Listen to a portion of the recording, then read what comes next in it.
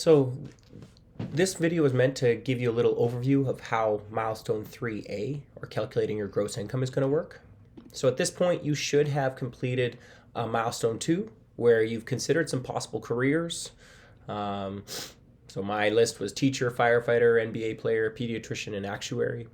And you should have picked a couple of those and explored what are the possible perks of that career and possible drawbacks of that career. And hopefully it's not just one or two words, but you're expanding on each one of those. Now we are going to actually find some jobs that are posted in 2024, or whenever you're doing this, that represent a possible place where if you were qualified, if you had gone through the educational pathway to become qualified for that job, you could actually apply for that job and get it. Okay? And so I've put in bold a couple things I really want you to pay attention to. You need to make sure you list the starting salary, and you need to take a screenshot of the job posting. Some of these postings are going to disappear because they'll be filled, but taking a screenshot is evidence that you found it. All right. Some other things that you can search for and will take a bit more work are starting vacation time, union dues, professional fees. Now, not every position has professional fees or union dues, but it's worth looking into. In some cases, for example, massage therapists, they actually have quite expensive professional fees. Doctors also. So, and I'll show you in this video how I'd go about figuring all of that out. So when you come down to this table, what you want to know is that in the end, you should have 3 lines at least completed. Okay? And all of them should be for the same type of job. Not necessarily in the same place, but 3 jobs of this. It shouldn't be teacher for one and firefighter for the other. No, it should be 3 teaching jobs or 3 firefighting jobs.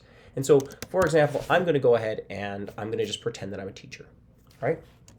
And I'm going to open up a new web browser, and I'm going to literally just, I'm going to pull this down so you can see it a bit.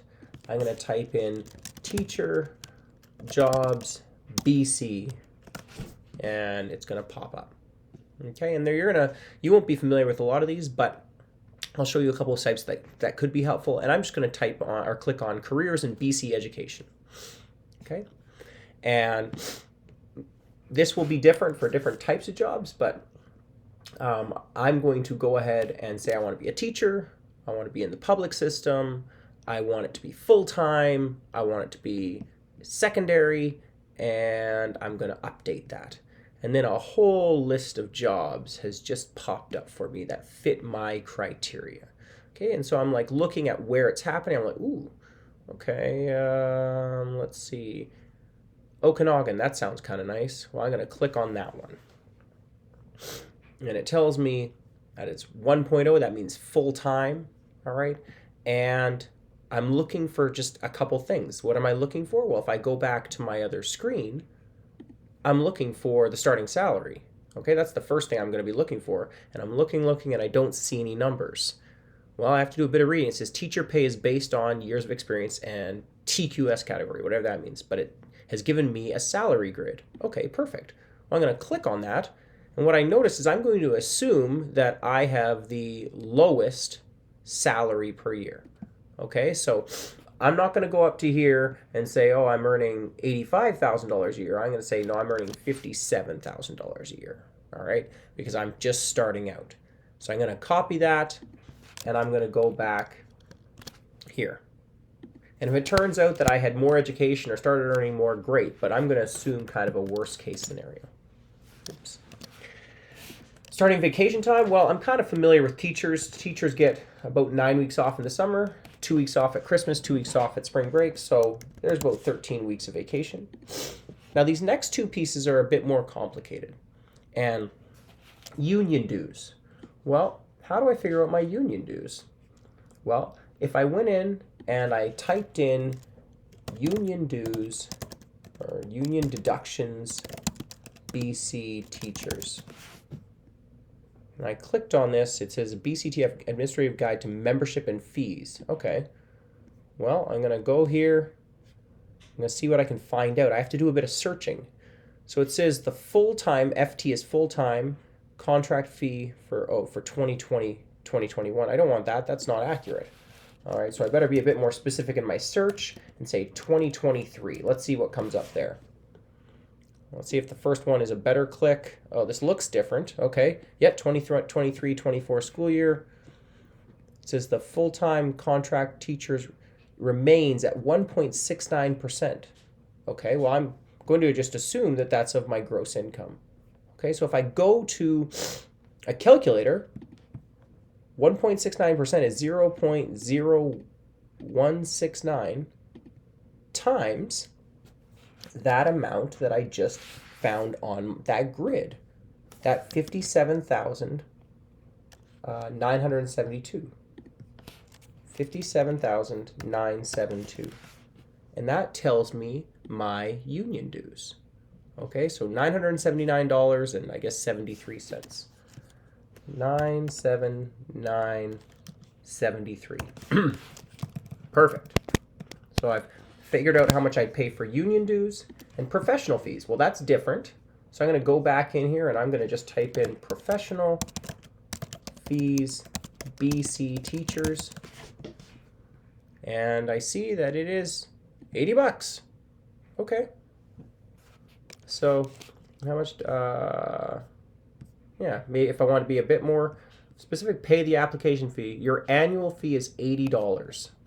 Okay, well then that means that my annual fee or professional fee is going to be $80. Now, I want to make sure that I get a screenshot of this. So that was in the Okanagan. And I don't want to lose this. So I'm going to simply screenshot it. And depending on what kind of computer you have, that is going to be what you need. But I don't necessarily need to do that entire bit.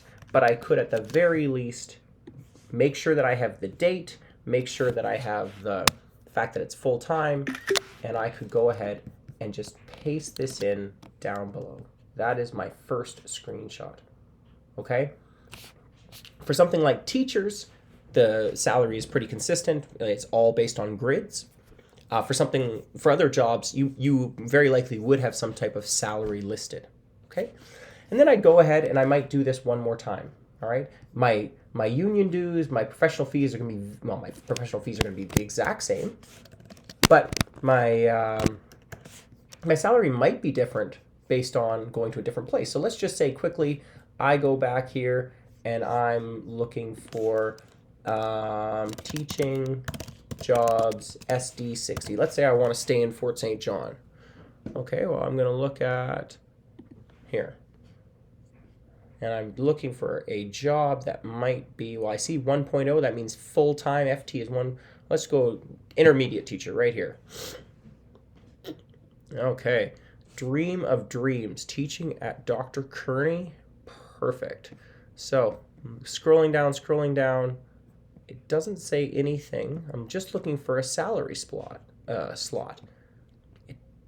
Oh, there I do see some stuff. I see that I get a relocation allowance. I see that I get recruitment, so I get a bonus for coming here. And it says salary is per collective agreement. Okay, so perfect. Well, I can again look up some of this stuff online really easily. Okay, so I'm going to just quickly take a screenshot of this one because this is going to be my second one. And notice how there's a job code. That tells me that that is a job posting. So I'm screenshotting that and I'm putting that below. Oops. And now all of a sudden there's my second job posting. Okay, and so now it's teacher. Don't like how this is bolding for me. SD, and I'm going to say SD60. And then now I need to go online and I need to see, that's a different salary grid. So I might say salary grid SD60. So I know this is school district 60. And I click on it and I see that the starting salary for a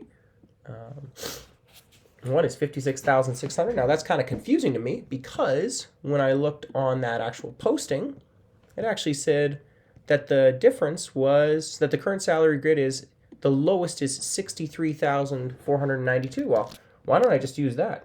$63,492. That's, I guess, the worst case scenario for a full-time teacher.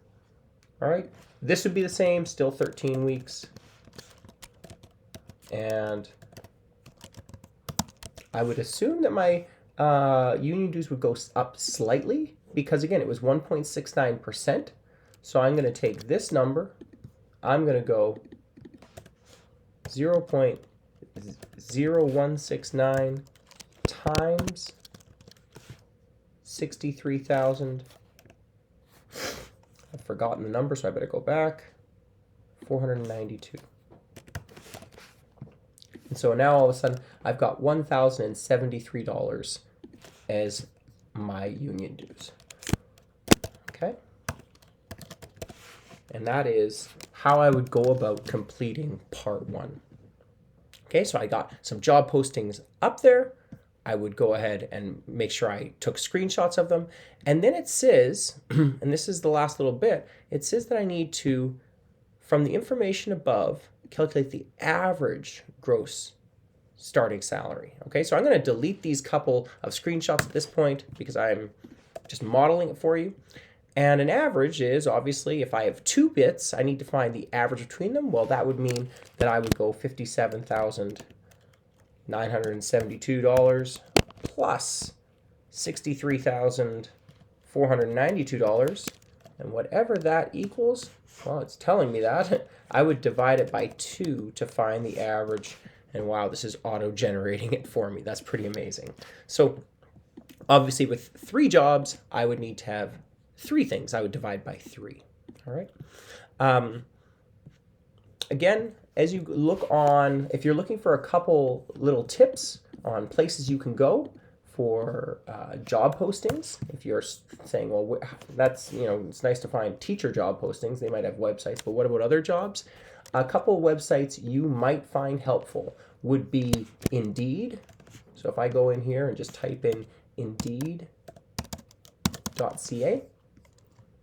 that is a job posting website, so you can go there. Another one, I don't remember it off the top of my head, but yeah, the Job Bank from the government. Okay, so if you click on Job Bank, that's another place that could give you, it says that there's over 130,000 job postings in Canada right now. You could list what you're interested in. You could specify a location, but if I say, for example, firefighter in Kelowna, my guess is that there might actually not be a job there because it's a pretty competitive place. And so you're seeing that there are only 5 jobs within 500 kilometers of Kelowna because the competition would be so high that they don't need one right in Kelowna, or they haven't posted it there. Okay, so hopefully this video has helped you to understand how you're going to navigate the first part of this next milestone.